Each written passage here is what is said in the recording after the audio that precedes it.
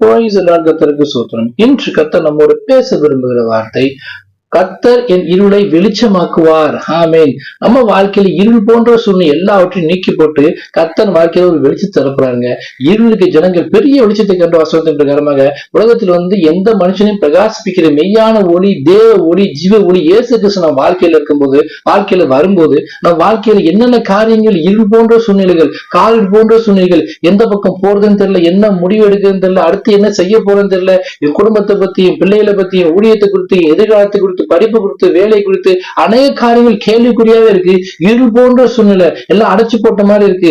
என்ன முடிவெடுக்கிறதே தெரியல, தனியா தனமாயிட்டு சொல்ற சூழ்நிலை எல்லாவற்றையும் மாற்றி போட்டு கர்த்தர் நம்ம வாழ்க்கையில இறங்கி வெளிச்சமாய் வரப்போறாரு. இன்னொரு வசனம் என்ன சொல்லுன்னா, கர்த்தரே உனக்கு நித்திய வெளிச்சமா இருப்பார், உன் துக்க நாட்கள் முடித்து போகும்.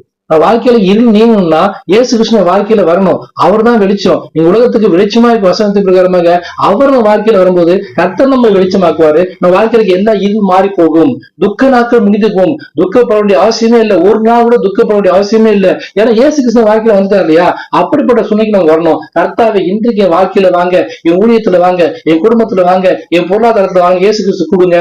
அவர் வெளிச்சமா உங்க வாழ்க்கையில உங்க வாழ்க்கை இருளை எல்லாவற்றையும் நீக்கி போட்டு உங்களை பிரகாசிக்க வைப்பார். அவர் நோக்கி பார்த்து வெட்கப்படுறது, அவர் உங்க முகத்தை, உங்க வாழ்க்கைய பிரகாசிக்கும்படி மனமே உள்ள பட்டணமாய் எல்லாரும் பார்த்து ஆச்சரிக்க முடியாத ஒரு பிரகாசத்தை, ஒரு வெளிச்சத்தை மத்தவங்க உங்களுக்கு வெளிச்சத்தை கொடுத்து, அது மட்டும் இல்லாம மத்தவங்க வெளிச்சத்துக்கு நடத்த முடியாத அநேக ஜனங்கள் பாவம் என்ற இருளில் சிக்கிருக்காங்க இல்லையா? அவங்க எல்லாம் இயேசு கிறிஸ்து பத்தி சொல்லி வாழ்க்கையை சாட்சியா சொல்லி அவங்க எல்லாம் நித்திய வெளிச்சத்துக்குள்ள, இயேசு கிறிஸ்து வெளிச்சத்துக்குள்ள நடத்த முடியாத கர்த்தர் உங்க வாழ்க்கைய வெளிச்சமா மாத்த போறது. இயேசு கிறிஸ்து இன்றைக்கு உங்க வாழ்க்கையில இருக்கிற இருள் எல்லாவற்றையும் நீக்கி போட்டு ஒரு வெளிச்சத்தை, ஒரு பிரகாசத்தை இன்னைக்கு தரப்போறாரு. விசுவாசத்தோடு காத்துருங்கள். ஆமென்.